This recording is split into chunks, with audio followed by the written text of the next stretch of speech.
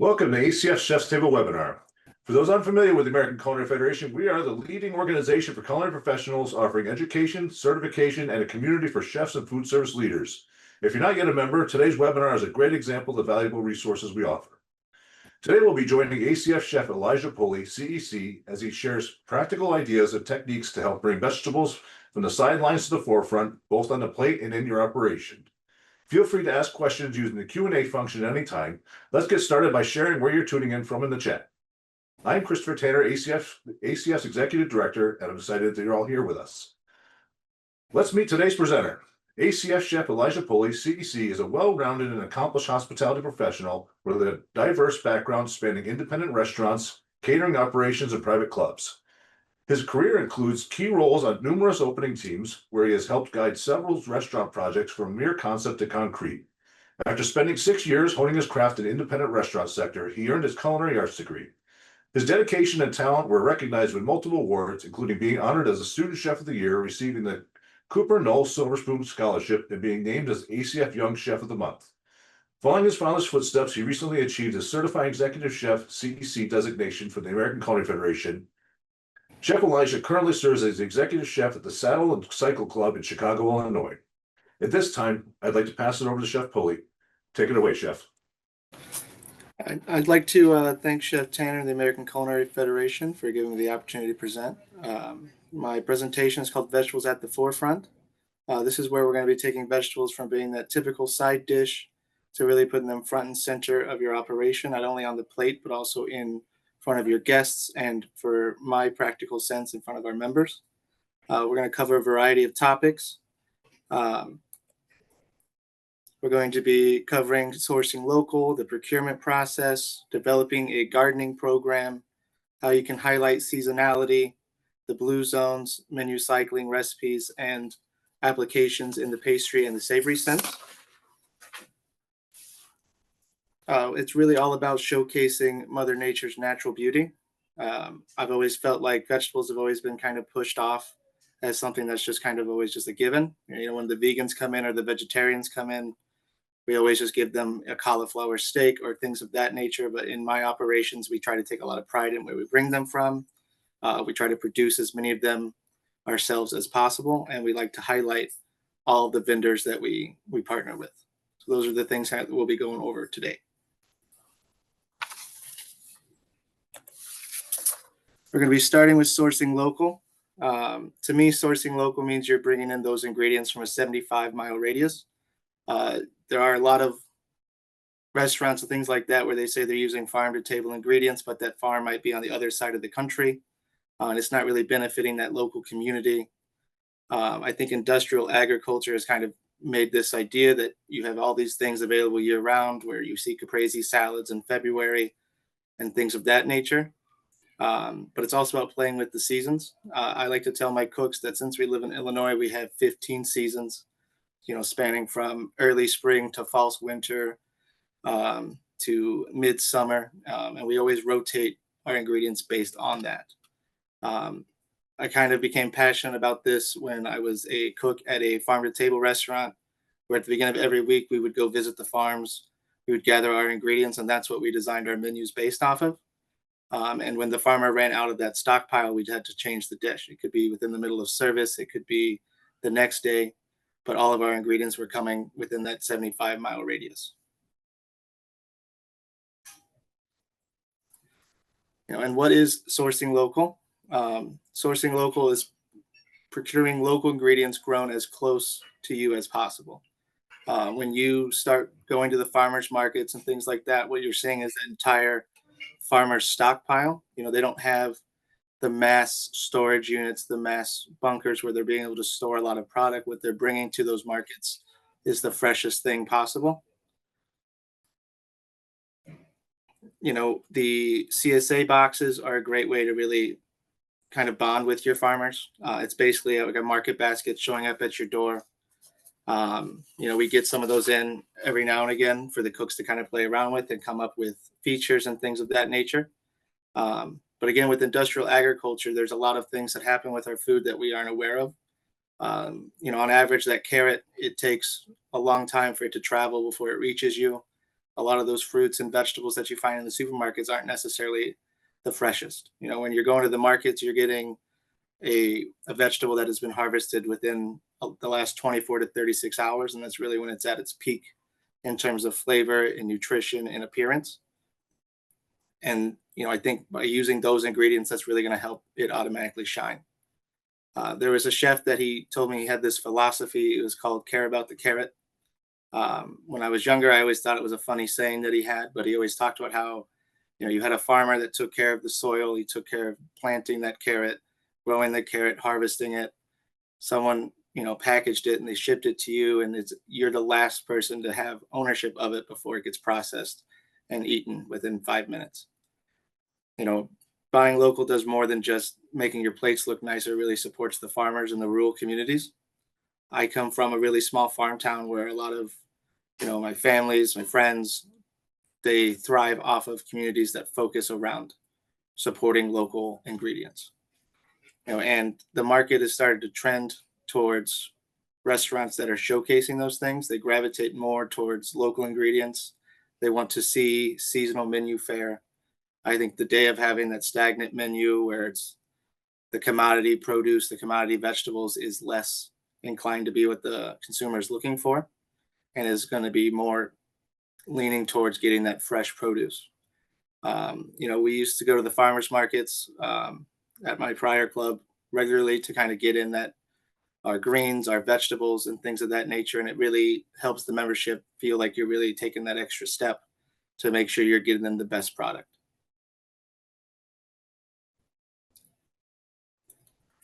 These are some of my favorite vendors that I use. I think that when you are starting to source local ingredients, that one of the most important things is really understanding that mission that that vendor has and believing in it yourself. Four Star Mushrooms, for example, is ran by a good friend of mine. His name is Joe. They grow some of the most beautiful mushrooms that you've ever seen. And on that contrary note, 70 to 75% of all of the mushrooms consumed in the U.S. are produced from Pennsylvania. You know, they come in, those commodity mushrooms, they look kind of beat up. They're kind of covered in dirt. The ones that you get from that local vendor, he harvested them yesterday. They're at their peak flavor. Their texture is great. It really highlights, you know, what that ingredient can be. Regenerative agriculture is like the center of Joe's mission. That is, regenerative agriculture is a holistic approach to farming where it comes to really restoring the health of ecosystems, but through the soil. So making sure that everything you're using comes back into the soil to make the soil a healthier growing point for your vegetables. They take all their mushroom substrate from when they're growing their mushrooms, and they put it back into the next batch of mushrooms, so it just keeps getting more fertile and producing a stronger product. You know, I think it's neat that in this densely urban populated city of Chicago, in the middle of it is just this small building that's growing these exotic mushrooms. They're growing morels, they're growing black and blue oysters, and they're just shipping them to some of the finest restaurants in the city. They've recently kind of started getting into clubs, but I brought Joe with me through all of them just because I believe very strongly in his mission. Nichols Farms out in Marengo, Illinois. They're one of the original small farms that kind of started this movement within the Chicago market of bringing local ingredients, growing them properly, and using heirloom varieties. Heirloom varieties they're like ancestors, right? So the tomatoes that you're getting, they're not just a new breed of tomato. They are tomatoes that they've been growing for decades, and they keep getting better. They're very consistent, and they're one of the few farms that's actually certified sustainable. They started as a backyard farm, as just something they were doing as a family, and it's expanded to this giant business that you can go and you can kind of see how your product is being cared for, how it's growing, where it's coming from, and they're all about letting you come and see it. I've taken some teams there on farm tours so that they can kind of see all of the beautiful things that we're bringing in and all the hard work that goes into that. We have what's called the Plant that's located in the back of the yard, Chicago, Illinois. It is one of the most unique businesses, I think, that is in the country at the moment. It was the first vertical farm that took over an abandoned meat packing facility. What they practice is a circular economy. So everything within that building works off of each other. So in that building, they have 4 urban farms. They have food producers making beer and cheese and coffee and all sorts of things, but it all goes together. So they really practice closed loop farming where waste from one process becomes a resource for another. So one of the cool things they do is their spent CO2 from producing beer gets fed into the algae, which then feeds the soil, which then helps grow the wetlands that they've been cultivating. And everything really just circles back with each other. They grow and produce a wide variety of vegetables. They keep things in season. And it's one of the most unique vendors that I use. It's one of the more prouder ones that we use. They're part of the Urban Growers Collective, which is in Chicago, Illinois, where they actually will help you start a small farm. They'll help you kind of take some land that has been misused. They'll help you rebuild it. And they are pushing the CSA boxes that we just talked about to make them more affordable for all food operations, for people of all different economic class, to make sure that everyone has access to the great produce that we can produce in this state. Downriver Farm in Benson, Illinois, they practice biointensive farming practices. What that means is that they are taking a small plot of land and getting as much yield out of it as possible with a focus on regenerative methods. Similar to what Joe is doing, but they are in a field and less in a densely populated area. They have extremely healthy soil. They don't do any chemicals. They don't really have to till all of their land because what they're growing is going right back into it. When we get their vegetables, I like that they come in, the carrots come in with some dirt on them. They come in with a little bit of bruising. They're not picture perfect vegetables, but that nutritional value, the taste of all of them is far beyond what you can get from the commodity vendors. Farm on Ogden is kind of a new venture within the Chicago market. They're really focused on aquaponic farming. So they actually have a 50,000 gallon tank of water that has a variety of fish in it. So aquaponic is utilizing fish farming to then farm and fertilize all of your vegetables. They have a 17,000 square foot greenhouse, and they're constantly doing different classes, letting you come in and kind of see what they're doing and how they're making the city a better place in terms of how they're growing the vegetables, how they're using, the aquaponic, the hydroponic farming methods, all different ways to kind of change how we're farming. Sasquatch Gardens. I've worked with James for a number of years. He started in a small U-Haul storage garage where he was growing a bunch of different variety of lettuces and microgreens, and they're really focused on CEA farming, which is controlled environmental agriculture. So they use, low water. They're very efficient with their land usage. They're not overpopulating, overdoing it, over consuming the soils, and they're very minimal in terms of their waste products. All of these vendors I have great relationships with. We get stuff in from them daily and regularly, and it's always in pristine condition. And we supplement a lot of the commodity produce with these vendors. And we like to showcase them to our members. Our members really like that the mushrooms they're consuming are grown down the street. They like that they can drive past that beautiful farm that's located on Ogden and they can see where all of their stuff's coming from. It kind of makes them feel better. It gives them a little bit of sense of pride that we're taking that extra step in the sustainability aspect. On-site gardening. On-site gardening is one of the best ways to really take vegetables from being a side component to really putting them front and center of your operation. I built a garden when I was at Edgewood Valley Country Club in LaGrange, and we actually transplanted plants from Nichols Farms. So we bought a bunch of seedlings from Nichols. We built a garden. We, tended it and we grew it. And I think that there's a lot of dirty work literally in the beginning when you're kind of setting up your gardening program. But once you get it going, it's very self-sustainable. And it just is a great benefit for your customers and your members to see. When we built the one at Edgewood, we focused on a plot of the land on the golf course that had been overused. So the soil was very compacted.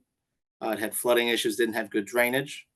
So we got a lot into, how can we maximize that space? We went with raised beds. Raised beds allow for adequate drainage. It also helps for easier access when you're harvesting, when you're controlling your weeds, but it really helps you gain control of the soil quality. So you get to kind of decide what's going into that garden bed rather than having to work with the soil that you already have. We took some dirt from various aspects of the golf course, and we combined it with a couple different things that we were sourcing. What you see on top, that black tarp, it is called oculation. That comes from the term oculate, which means cutting off the view. It sparks solarization, so it prohibits there from being any weed growth. It stops photosynthesis from happening, and it creates a warming aspect within the soil that can actually allow you to have a longer growing season and an earlier growing season. We were able to start planting about a week and a half earlier than most of the small farms around us because we were able to start warming our soil, and we were continuously producing vegetables late into the fall. We were able to, supplement a large amount of our produce with what we were growing, but then we were also bringing in the same variety from Nichols Farms. So we called Nichols Farms our sister garden, but we didn't have the space to necessarily start them from seedlings all the way to, growth. So we, transplanted them in, which is what you see in that bottom left picture. They come in right at that stage, you plant it, and you can kind of nurture it the whole entire way up. The things that we were putting in our soil were mushroom substrate and worm castings. We got the mushroom substrate from Joe at 4 Star Mushrooms. What that really does is it improves your soil structure. The fertility of your soil, it becomes abundant, and it reduces that need to add any sort of chemical fertilizers. You don't need to go and get the plant food that isn't natural plant food. It allows you to really grow a pure product. Worm castings, they are the excrement from earthworms. They're nutrient rich. It really helps feed your vegetables. It really helps feed your garden. And it creates an aeration aspect within the soil that allows the water to flow more freely. It allows it to become less dense. And then you can still utilize that soil on the next season. Strategic placement is an important aspect.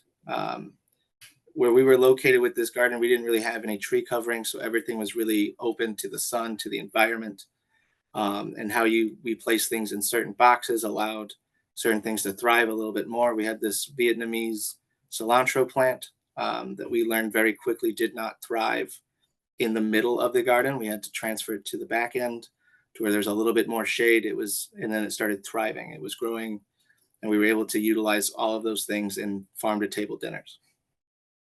We also started a composting program. So we started collecting all of our food scraps, different trimmings and things of that nature, and we're turning it into compost. So we were really trying to develop a full circle approach to our garden so that we minimized our waste. Everything was going back into the garden. The vegetable trimmings from the vegetables that we grew went back into it. We had a lot of member buy-in, so we actually would rent some of these garden beds out to members. We would harvest their plants for them, and then we would deliver it to them when they would come for a reservation in these little market baskets that we were building. And it really just it upped, what they knew their club could do. We really wanted to showcase that they could come to their club and have more than golf. In the bottom right picture, we actually started tapping some maple trees for syrup. And we were really producing as much stuff on property as possible.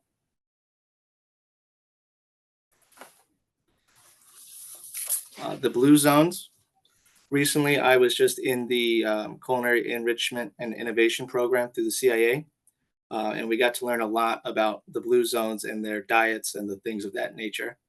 The blue zones are Okinawa in Japan, Ikaria in Greece, Loma Linda in California, Sardinia in Italy, and the Nicoya Peninsula in Costa Rica.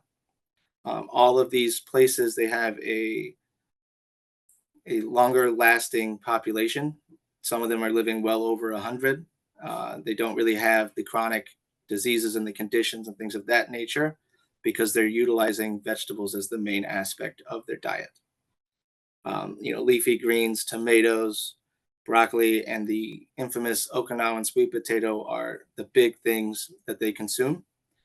They practice the 80% rule where, when they're 80% full, that's when they stop eating, but they don't really eat a lot of unprocessed foods. They eat mostly the organic.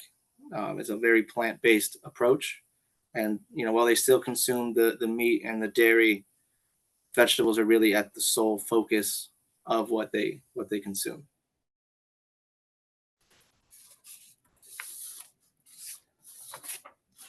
Highlighting seasonality. Seasonal menus are a great way to really highlight the region in which your operation resides. I've learned a lot about the different produce and berries that are grown within Illinois while I kind of got into this. And it's, when you're cooking with seasons, it's less about adding, salt and a bunch of different things, but it's about more of techniques. I worked for a chef that he was very focused on really only putting 3 things on a plate because he wanted the ingredients to speak for themselves. We would utilize flavor enhancers. By flavor enhancers, I mean acid, um, you know, garlic, the shallots, things of that nature, and fresh herbs. We didn't really cook with a lot of butter. We didn't cook with a lot of fat and things of that nature because the product we were getting in was so nutritious and tasty that it didn't need all of those extra things. When you're cooking with fresh produce and things of that nature, the technique of cooking it is a little bit different. Um, you don't have to blanch things as much. They cook a little bit different. Fresh mushrooms, they don't end up with this giant pool of liquid that you're cooking out. A fresh apple that's coming off the tree, the taste of it's different, the texture of it's all different. So it's a different technique that we have to focus on when teaching our staff. But when you're utilizing these ingredients, they're at their peak flavor, they have the most nutritional value, and you're really utilizing them at that time of the year when they're the most abundant. Seasonality is kind of what the consumer is starting to look for. Restaurants with seasonal menus have started to see an increase in return rates versus the restaurants that operate with stagnant menus. Constantly rotating your menus and things of that nature really helps them get more involved. It makes them feel like every time they're coming to you, they're getting a new experience, and they're also getting to learn about the region in which they live. Menu cycles. So 24% of restaurants change their menu seasonally, and more than 50% of restaurants operate with a stagnant menu. Currently, so my personal preference is I change my menu 12 times a year, 8 of those being revisions, 4 being sweeping changes. Those revisions are where we're changing out 4 or 5 things, where it's a different part of the year where that asparagus that was really fresh at the beginning of spring is not so fresh now, so we're switching it for a different variety. But it's constantly updating that menu so they're getting the freshest ingredients possible. The member customer engagement when it comes to menu cycles, you start to see them getting a little more excited. They're very happy. They love the fact that every time they come, they're seeing something new. It allows them to feel engaged because not only are they giving you their dollar, but that dollar is also going back into the community. They know that the economy is benefiting more than just the restaurant itself, but also the farmers that you're utilizing. We practice the 80-20 rule.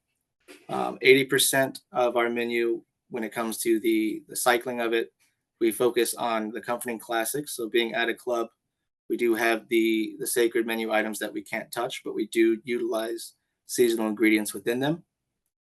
And then 20% we use as chef driven. That's where we give our team members some menu space where they can come up with the menu items. They can come up with the dishes. They can showcase themselves. And that's when we bring in those CSA boxes and they just make a dish from what's coming in. We do a lot of vegetarian appetizers and some vegetarian entrees that we get members kind of buying into because they get to see where that stuff's coming from. They hear me talk about Joe from 4 Star when I go to their tables. They hear me talk about Nichols Farms, the things that are coming in from that day.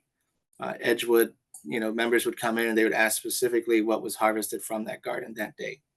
So they really want to know where their ingredients are coming from, how it was cared for. I think that we're going to start seeing that become more and more prevalent within the industry as we continue to move forward. One of the things that a lot of people don't want to do when it comes to the seasonality thing is they get concerned with changing the menu constantly. For us, we have a standardized recipes for everything, as we believe that's a key to achieving that consistent culinary experience. When we get in these new vegetables, sometimes you have cooks that they haven't seen those vegetables before. We commonly would have days where we would take those boxes we were getting from the farms, we would just hold up vegetables and kind of teach people about them. The amount of people that don't know that there is a white beet is a little bit mind-blowing. But, getting to teach them that there's more than just red and gold beets, that there's, different varieties of currants, that you can get different kinds of radishes rather than just all those commodity vegetables. We have an adequate training method for our menu launching. That's kind of critical to our success, that allows our members to let us constantly change things up on them. We have a consistent rehearsal method, so we do tastings 3 times before a member is allowed to eat that dish.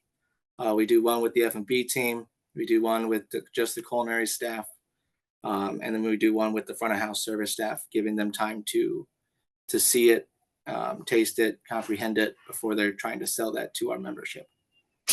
Our delivery styles, when you're cooking with fresh vegetables, sometimes they cook quicker. So we like to mimic service, making sure that, how long can that really nicely fresh vegetable last from when it gets to the pass. We just put a filet dish on.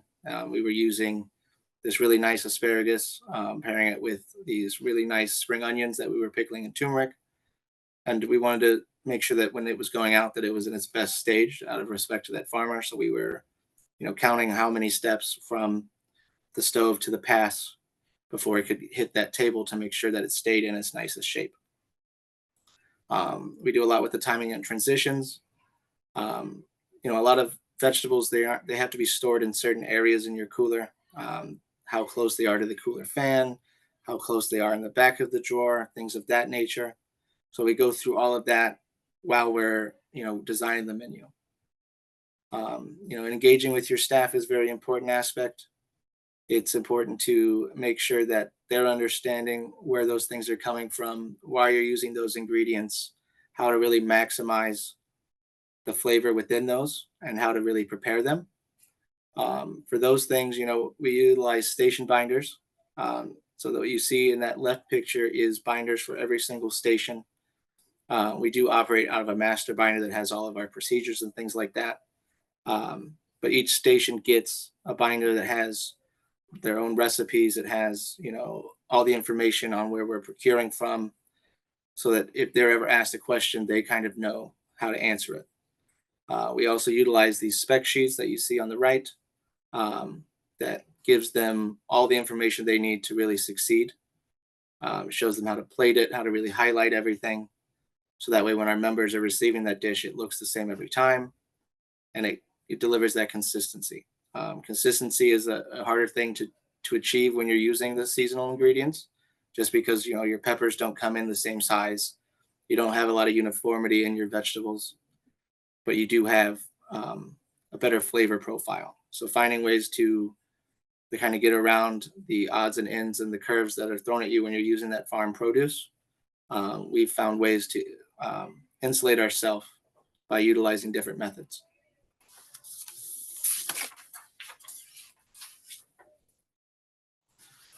These are just, some of the dishes that we really have been proud of that we've come up with. Cauliflower, like I mentioned in the beginning, it's commonly one of those vegetables that is like always roasted, served as a steak, or people fry it. We wanted to highlight it in a way that really showcased its texture, what it can become. We took tabbouleh, which is a classic Mediterranean salad, typically done with bulgur wheat, and we wanted to turn our cauliflower into a tabbouleh. We challenged ourselves of how we can come up with it uniquely rather than just chopping it up and calling it a salad. So we came up with smoked cauliflower tabbouleh. For this, we blanch the cauliflower whole. We take it, we rub it in our barbecue spice, and then we smoke it. The time on there is 52 minutes and 45 seconds. I know that sounds like a crazy exact time, but we have found out that any time over that, the cauliflower just does not hold up and it develops this weird kind of smoky burnt flavor. We really like to get along with the garnishments. We think the garnishes should showcase the dish itself. So like that dish itself is garnished with a variety of microgreens that we got from James at Sasquatch Gardens. But it really highlights what we're doing here.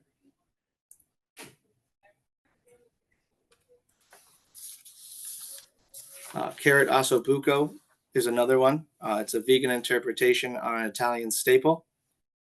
This one, there's a lot going on in that dish.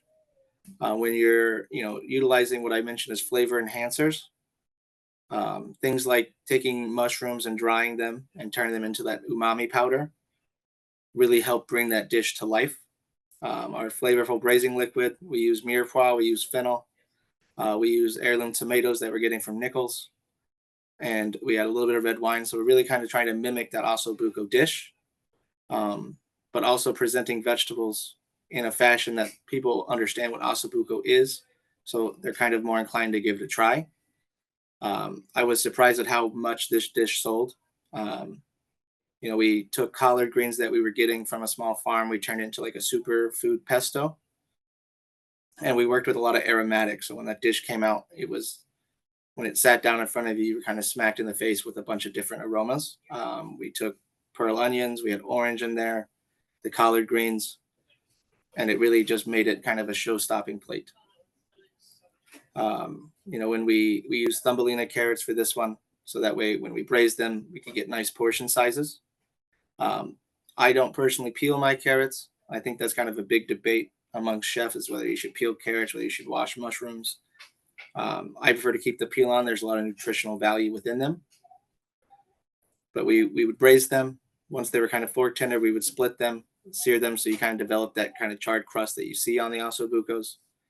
And then we would plate it really nice with the braising liquid and the collard pesto.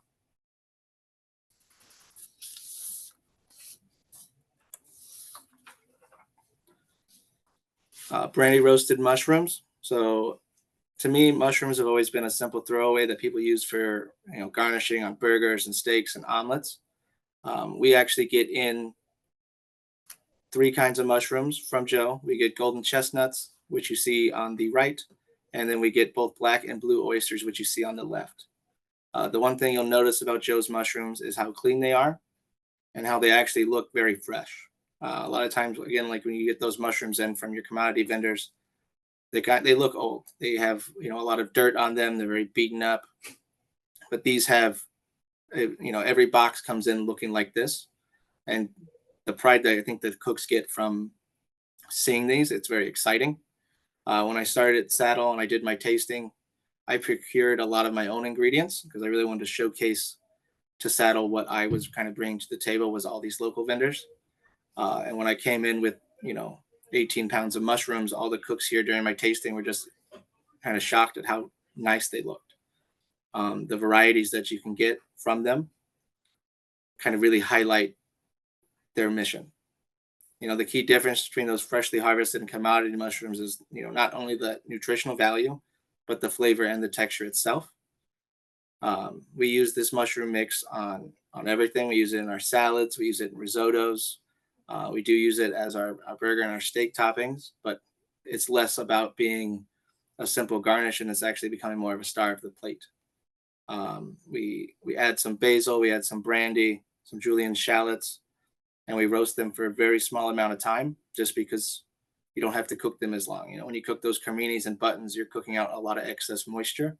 These don't have that problem. They're very firm. Their texture holds up nice. You're not cooking out a lot of excess liquid. And it really just adds a nice flavorful pop to your plates.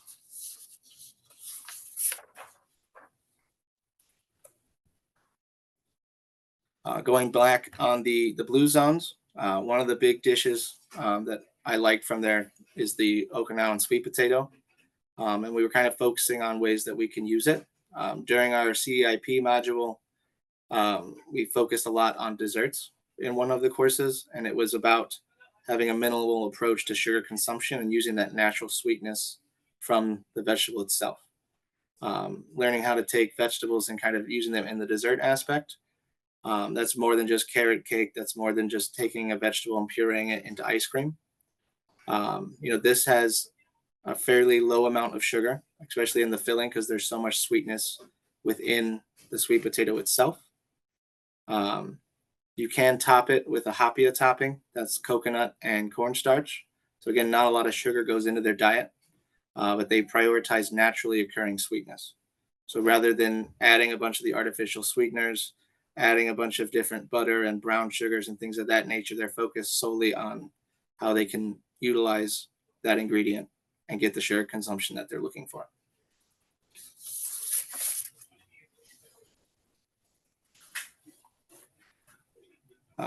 So like I had mentioned, I come from a really small farming town. That picture is actually where I'm from. I grew up surrounded by cornfields and soybeans and pumpkins. And, my hometown, Princeville, is actually one of the leading producers of pumpkins in the country. And we give a lot to like the Libby Pumpkin Factory and things of that nature. But, farming and supporting farmers has always been something that's very important to me. And I find that when you go to those farms and you get those fresh vegetables and you get all those things, it's very easy to highlight that economy, those farmers, and all the hard work that they put in. All of the fields, they're always out there kind of tilling it and adding things into it. And there's not a lot of chemicals that go into the farming in the small communities. When you get to those industrial farms that are producing these large amounts of produce, they are using a lot of the pesticides and the chemicals and things of that nature. We strive really hard to only source from vendors and farms that aren't using any of that. And a lot of times you get into the organic and the sustainable labels on things, and it kind of is like the certified dolphin safe on the tuna cans. You try to figure out, what does it mean? There's very few actually USDA certified organic farms. Being able to use organic on your labels is a lot easier than you would want it to be. But that's why when you start partnering with small farms and you go to those markets, you get to kind of go and see where it's coming from, meet the person growing it, understand, where it's coming from, how it was grown, and then understanding why it tastes the way it tastes. Why does the green bean have a stronger, crunch to it than when you're buying it from your regular produce vendor? It's all about the care that went into it, the amount of, drive that farmer had to really take care of that land. The quote in there that vegetables are the soul's food, the poet's inspiration, and the chef's canvas. That really goes back to, that care about the carrot philosophy, the not needing to add a bunch of things to the plate because the ingredients that you're utilizing kind of do it enough. When I'm preparing a dish, we don't always prepare it around the center of the plate. We kind of will pick a vegetable and kind of work around it. This week we have vegetable fattoush going on. It is going with the loin of lamb, but we're trying to make that fattoush salad the highlight of the dish by bringing in some really nice vegetables that are in season right now, hitting up the farmers markets and showcasing those vendors that we're proud of. I've been at Saddle for the last 6 months. And you can kind of see the membership getting a little bit more engaged with the things that we're bringing in. They had not had, local procurement before. When I came and I interviewed, that was one of the big things I told them that I'm about. I have a lot of vendors that I use. I have a guy that I specifically buy honey from because he's producing it and growing it in a specific way that is very positive and very healthy for like the bees. We have a guy that we buy all of our asparagus from. It's a small farm that all he could produce is asparagus, but it's some of the best asparagus on the market. All of these farms that really put a lot of effort into what they're doing. They're also, they're fighting a bigger mission. They're trying to fight this massive conglomerate of agriculture that is, taking multiple things and, they're kind of destroying the land. Again, that's where Joe comes in with his regenerative farming culture of how he can take the land and revitalize it, how he can get it to start producing the things that it was once producing. And I think when you start, working with those small farmers, those small vendors, you start developing those relationships, and you kind of also start believing in those missions. Here at Saddle, we just started composting. So we will take all of our packaging, all of our vegetable trimmings, and we've started a compost program. So that way, we're minimizing that waste, teaching the cooks about, all the aspects of the vegetable that you can use, making the vegetable stocks, utilizing it in the soups and things of that nature, and really highlighting it. We have a couple members that are vegans and vegetarians. They felt like they could never come to the club and eat.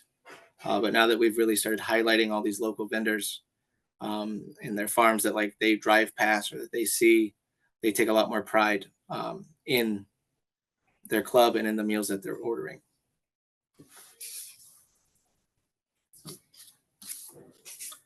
So now we have time for a couple questions, if anyone has any.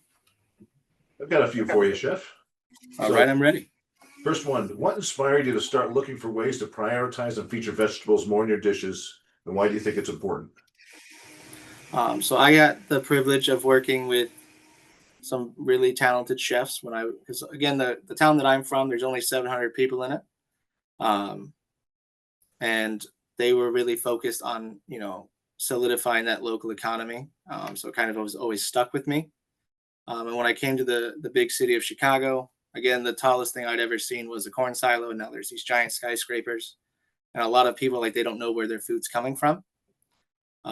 So within private clubs, like, I really wanted to be able to show the members where their food was coming from, the person that grew it, being able to take cooks to farm tours and things of that nature. It really just helps solidify that culture of, excellence in terms of your ingredients.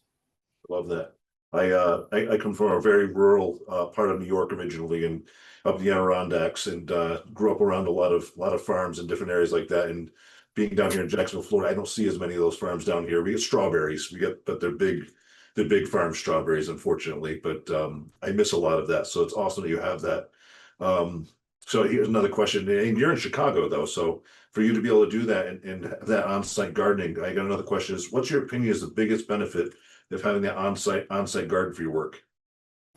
I think the biggest benefit that we had was the staff got really excited about it. You actually had people we actually had to make a schedule of who got to go out and water it that day because people really wanted to go out there and they like being able to pick the produce. They would take some of the peppers that they were picking and use it in the family meals. So I think like the staff benefiting from having that garden was one of the biggest pluses. But seeing like the members come up and kind of see us harvesting things, asking what we're going to do with it. We had a member that, they had told me about this tomato pie that they always made with their family. That same day we went out, we harvested our tomatoes and we turned it into our own version of a tomato pie. And being able to have that connection with your members just over a baseline of produce, I think is a really important thing. Awesome. I got one last question for you. Just for fun, if you had to pick only one vegetable to cook with for a whole year, which vegetable would you choose and why? I'd probably go with beets. The amount of different variety of beets that you see, you have the sugar beets, you have striped beets, candy beets, and they're also a lot more versatile than people think. On the menu right now, we have a beet dashi. It's where we make a dashi stock and we infuse it with beets to kind of really add that deep umami rich flavor. The texture of it's really nice. You can grate them raw and have them in salads. The roasting techniques you can do with them, whether it's putting them in salt, things of that nature, it really just highlights that natural beauty of the product. I love beets too. Yeah, there are so many. It's funny when you mentioned the white beets. It's been years since I've had white beets, or the candy stripe beets are a lot of different ones too. I've been lucky enough earlier in my career to work at a lot of restaurants that have those. So it's really awesome that you're finding access to that too. Yeah. No, when we held up the white sugar beet, everyone looked at it like it was a foreign object. And then like them understand that's also where granulated sugar come from. When you buy granulated beet sugar, it really blew a lot of their minds. I think that's the best part when you're using all these local ingredients is you're bringing a lot of vegetables in that a lot of your staff hasn't seen before. That they're seeing like carrots that, they're not perfectly uniform, and sometimes it doesn't look like a carrot to them, or you're bringing in these collards they're not massive, they're very small and petite. They're a little more fragile. Yeah. It takes them a little bit to get used to. They got to clean the vegetables that are coming in, because the farms aren't taking the time to scrub them down. They rinse them before they package them. Yeah. But I always like, you get carrots in with the tops on, that there's a little bit of dirt on them. It really makes you kind of feel like you're using real practical ingredients. I love that. Chef, any last things you want to share before we close this out? I think if you're in, especially in like the dense urban areas, the big cities, it's harder to kind of find those small farms. When I first came to Chicago 5 years ago, I remember I went to the Lincoln Park Zoo with my wife, and there was a farm exhibit where they had cows and chickens, and I thought that was the craziest thing in the world. But in the big cities, it's harder to find those small farms. Luckily, in Chicago, we are surrounded by a bunch of smaller towns that we can kind of look to get a lot of those nice products. I would just say, go to the farmers markets that your city has and see the farms that are around you, how you can benefit them, how you can kind of bring them into your operation. All the vendors I showcased earlier, they're kind of stars within my food program. We constantly highlight them. We tell our members about, what they're doing, how they're trying to save the world through regenerative agriculture. And it really helps not only the members buy in, but your team also starts to have more pride with what they're serving. Yeah, I think it's important for us to actually reach out to those farmers and make sure they don't disappear either. I used to live in Naperville, and I saw the amount of land that was going to building rather than having farms out there. So the more you support them, the more longer they're able to survive as well. Yes. Thank you, Chef. I appreciate you, and thanks for the very informative presentation. It's really awesome information. We appreciate you taking the time to share on building healthier and more balanced plates with vegetables. Appreciate that. Thank you for as the well. opportunity. Yeah, absolutely. Looking forward to seeing you again. Please be on the lookout for the survey you'll receive in the next day or so, which you'll need to complete to earn your continuing education hours. We hope you'll join us on July 2nd as Aussie Beef and Lamb presents a webinar for chefs and food service professionals working in college and university dining. Then on July 9th, we're joining Chef Kenny Tang, Shirley Chang, and Martin Yan as they present on innovations in modern Asian cuisine and speak about the newly founded Asian Chefs Alliance. Visit the media tab on acfchefs.org to register for upcoming webinars. We also invite you to register for our 2025 ACF National Convention, where you can learn more about the vegetable renaissance and other ACF 2025 trends. This event is filled with tons of educational presentations, networking opportunities, and delicious meals. So we hope you'll see you there. To learn more about ACF National Convention, visit acfchefs.org and click on the events tab. On behalf of the ACF's National Office, thank you again to our presenter and bringing us this opportunity, and thank you to all for joining us. We hope you have a wonderful day.